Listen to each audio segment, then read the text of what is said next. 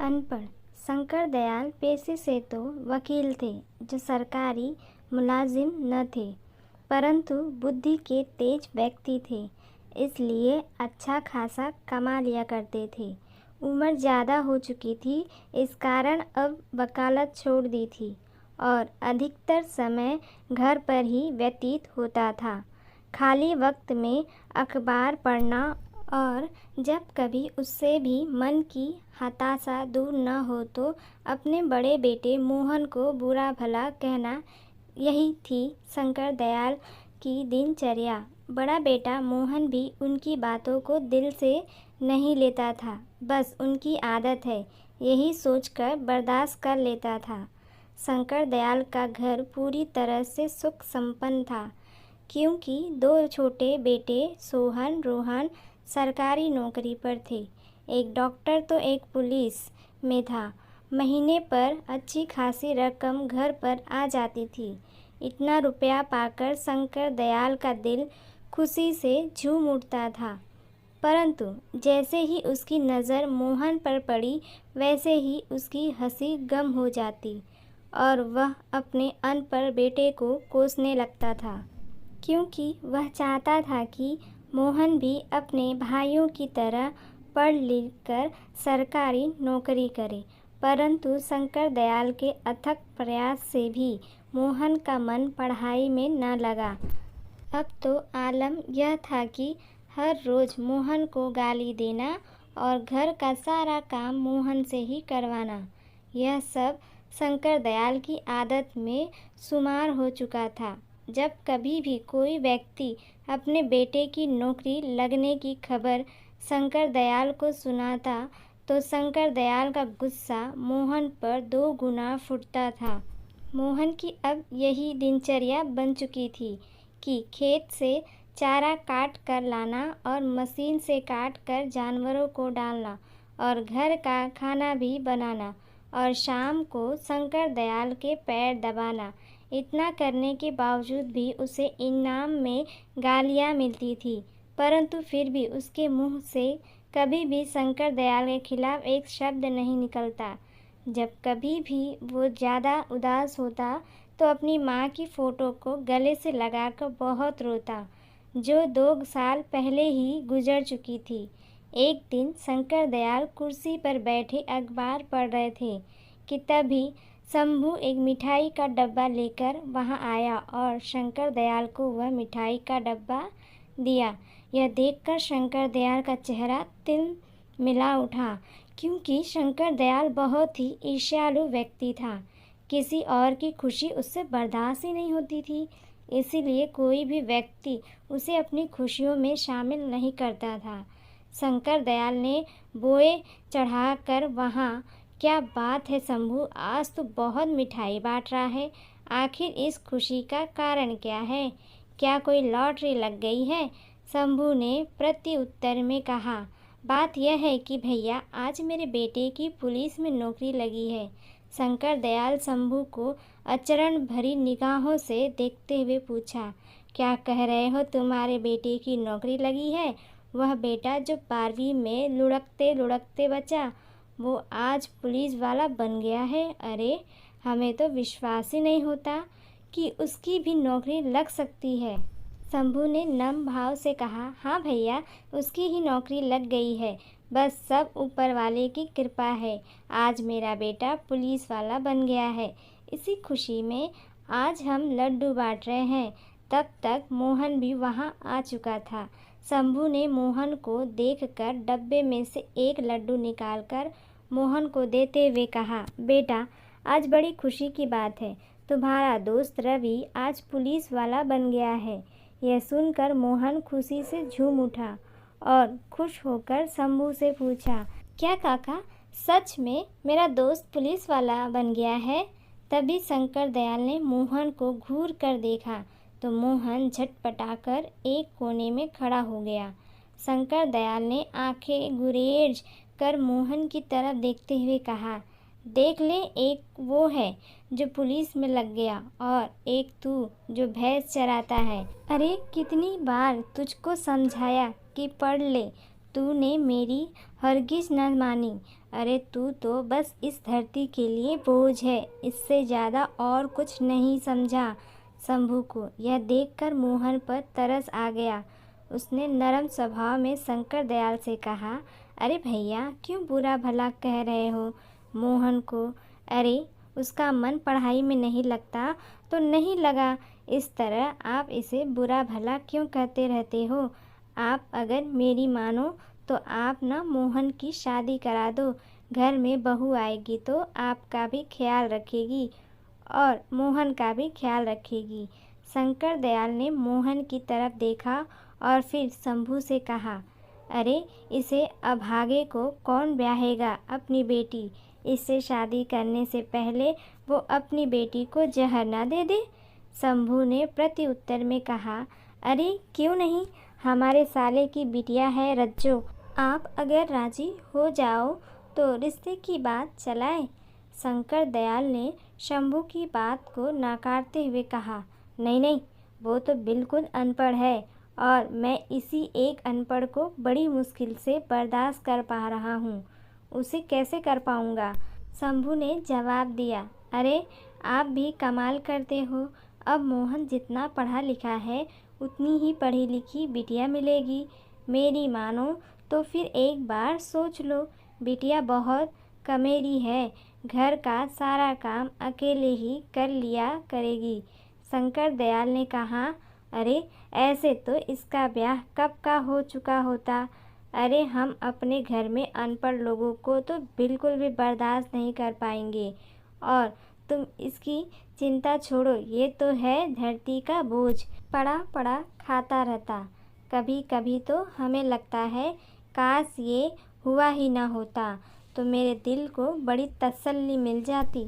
शंभू ने शंकर दयाल को समझाते हुए कहा, ऐसे मत बोलो, लड़का सयाना हो चुका है, कहीं आपकी बातों में आकर कुछ उल्टा सीधा कर लिया तो। शंकर ने जवाब दिया, अरे कर ले जाके, तो क्या फ़र्क पड़ेगा हम पर। अरे हमारे तो दो दो पट्टे कमा रहे हैं, अरे कल मरे तो आज मर जाए, कम से कम धरती का बोझ तो कम होगा। शंकर दयाल की एक एक बात मोहन को अंदर तक तोड़ रही थी। आज उसकी हिम्मत जवाब दे चुकी थी।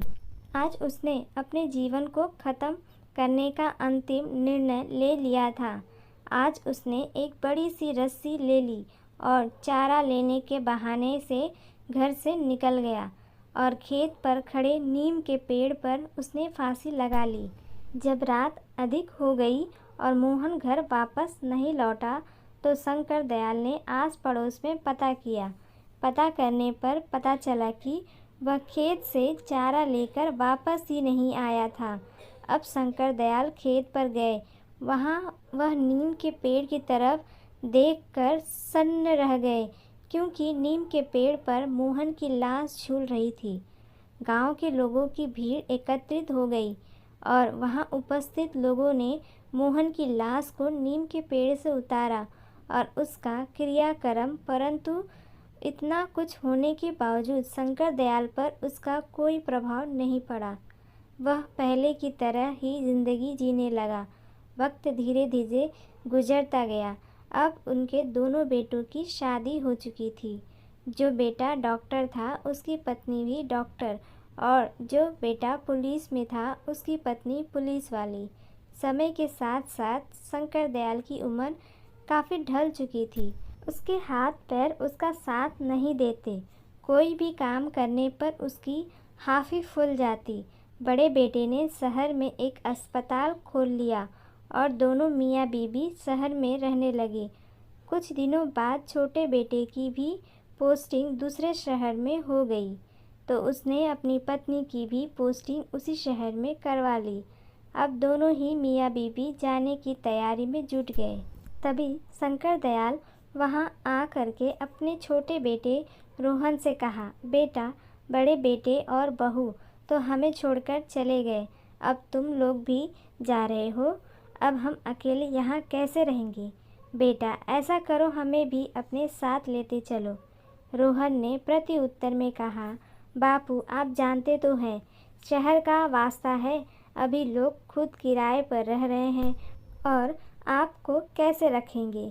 वैसे भी बापू हमारे पास ये इतना बड़ा घर, इसे किसके हवाले छोड़ कर जाएंगे? शंकर दयाल ने निवेदन किया। बेटा, इतने बड़े घर में मैं अकेला रहकर क्या करूँगा? अरे, मुझसे तो कुछ किया भी नहीं जाता है, मेरी देखभाल कौन करेगा? रोहन ने शंकर दयाल को समझाते हुए कहा। बापू, आप चिंता मत करो, मैं इस घर को बेचकर शहर में एक नया घर ले रहे हैं। बस वह यहाँ ये घर बेचेंगे और वहाँ नया घर खरीद लेंगे। हाँ बापू, यही 2-4 दिन में सेठ इस घर को खरीदने आएगा। आप घर के कागजात पर साइन कर देना और सेठ से 3 लाख रुपए भी ले लेना और शहर चले आना। और जब शहर पहुंच जाओ तो ये रहा मेरा नंबर, हमें कॉल कर देना, मैं तुम्हें लेने आ जाऊंगा। आप चिंता मत करो, बस 2-4 दिन की ही तो बात है। और फिर रोहन शंकर दयाल को अपने गले से लगाता है और उसके पैर छूकर वहाँ से चला जाता है। आज इतने बड़े घर में शंकर दयाल अकेला था। जब उसे भूख लगी तो उसने रोटी बनाने के लिए आटा गूंदा। बूढ़े हाथों में इतनी जान कहाँ थी कि जो आटा भी सही से गूंदा जाए। आज उसे अपने बड़े बेटे मोहन की याद रह रह कर आ रही थी। यादों का सैलाब जब ज़्यादा हो गया तो उसे अपनी आंखों के सामने मोहन का अक्स नज़र आने लगा। वो मोहन का आटा गूंदना और रोटी बनाना एक एक करके सभी दृश्य उसके आंखों में तैरने लगे। उसकी बूढ़ी आंखों में आज आंसू छलक उठे और मन से सिर्फ एक ही आवाज़ निकल रही थी, काश आज मेरा अनपढ़ ही होता तो उसकी शादी होती और एक अनपढ़ बहू इस घर में आती। कम से कम वो अपने घर में तो रहती और खाना बनाती। मोहन मेरा घर का सारा काम करता और मैं पहले की तरह ही कुर्सी डालकर बैठे अखबार पढ़ता। परंतु अब सपनों को देखने से होने वाला क्या है? जो कुछ उसने किया आज वो उसके सामने था। 2-4 दिन यूं ही गुजर गए और वो दिन भी आ गया जिस दिन सेठ ने रुपए देने के लिए कहा था। सेठ ने घर के कागज़ पर साइन करा लिए और शंकर दयाल को 3 लाख रुपए दे दिए। रुपए मिलते ही शंकर दयाल शहर जाने की तैयारी कर ली और शंकर दयाल ने रोहन को फ़ोन कर कर सब बता दिया कि वो बस स्टैंड पर उसका इंतज़ार करेंगे। कहने के मुताबिक शंकर दयाल वहाँ पहुँच गए और बैठकर रोहन का इंतज़ार करने लगे। तभी वहाँ रोहन आ गया और शंकर दयाल के पास आकर कहा, बापू आप पैसे लाए हो ना, मुझे दे दो। वो जो मैंने नया घर खरीदा है उसका मालिक अभी रुपया मांग रहा है। अगर मैंने उसे अभी रुपए नहीं दिए तो वो अपना घर किसी और को बेच देगा। शंकर दयाल ने रुपयों का बैग झटपट से रुपए रोहन को दे दिया। रोहन ने रुपए लेकर शंकर दयाल से कहा, बापू आप यहीं बैठो, मैं सेठ को अभी रुपए देकर आता हूँ। और रोहन अपने बापू को वहीं बैठकर रुपए लेकर वहाँ से चला गया और शंकर दयाल वहीं बैठकर उसका इंतज़ार करने लगे। समय धीरे धीरे काफ़ी बीत चुका था, परंतु रोहन अभी तक वापस नहीं आया था। शाम होने को थी। शंकर दयाल बहुत ही चिंतित था कि रोहन अभी तक नहीं आया। उससे रहा नहीं गया तो उसने एक राहगीर से वही फ़ोन नंबर लगवाया जो उसे रोहन ने दिया था, परंतु फ़ोन भी स्विच ऑफ आ रहा था। अब शंकर दयाल की चिंता और भी अधिक बढ़ चुकी थी। वो हताश बैठा ही हुआ था कि तभी उसे एक मोटरसाइकिल आते हुए दिखाई दी जिस पर रोहन बैठा हुआ था। वह दूर से ही रोहन को आवाज़ लगाने लगा, परंतु रोहन शंकर दयाल को पास से देखता हुआ निकल गया। आज रोहन ने उसे बहुत बड़ा धोखा दे दिया था जिसकी उम्मीद शंकर दयाल को बिल्कुल भी न थी। अब शंकर दयाल वहीं बैठकर रोने लगा। अब अंधेरा काफ़ी ढल चुका था। शंकर दयाल के पास 100 रुपये थे जो उसके घर वापस आने के लिए किराए के लिए उपयुक्त थे। शंकर दयाल बस में बैठकर घर आ गया। घर क्या गांव आ गया, क्योंकि अब घर तो सेठ का हो चुका था।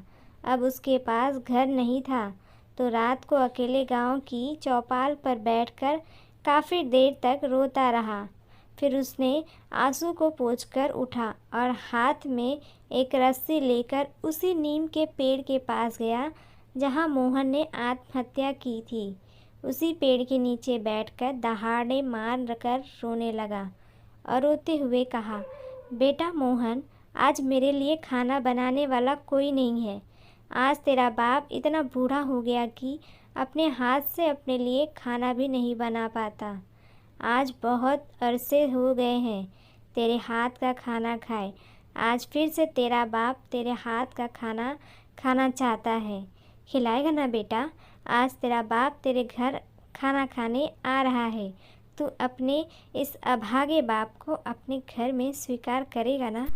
कहीं अपने भाइयों की तरह मुझे निकाल मत देना।